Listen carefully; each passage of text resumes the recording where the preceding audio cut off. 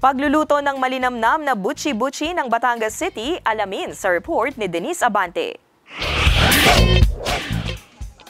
Sa unang tingin, aakalain mong isa itong uri ng Filipino street food na kwek-kwek, lalo pat katulad ng mga street food ay inilalako din siya sa gilid ng kalsada. Pero ang pagkain yan ay ang ipinagmamalaking butchi-butchi Batangas style. Ang mga sangkap, kamoteng kahoy, asukal, harina, vanilla at konting food coloring para sa coating nito.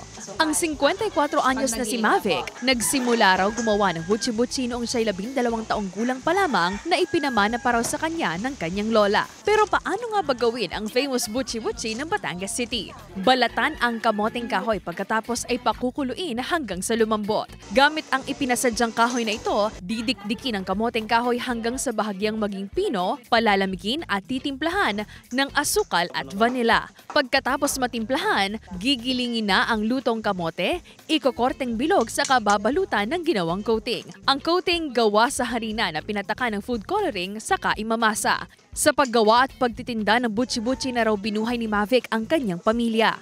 Aba ay salamat kung hindi dahil sa butchi. Wala akong mapapalikwad na para gastusin din. Tulad ng December, hindi dahil sa butchi. Hindi ako makakabayad sa aming tinutuluyang bahay. Malaking tulong. Dito sa Plaza Mabini ng Batangas City matatagpuan ang pwesto ni Mavic. 2 piso kada piraso ang butchi-butchi o di kaya naman ay 20 at 50 pesos ang kada balot. Tikman natin ang isa. Nay, ang sarap! Ang 88 anyos na si Nanay Josie palagi raw dumadaan sa pwestong ito ni Marivic para bumili ng butchi-butchi. Oo, pasalubong.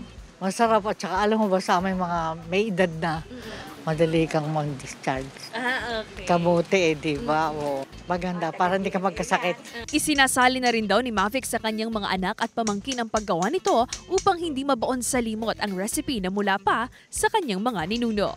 Kasama si Kel Ravaca, Denise Abante, Balitang Southern Tagalog.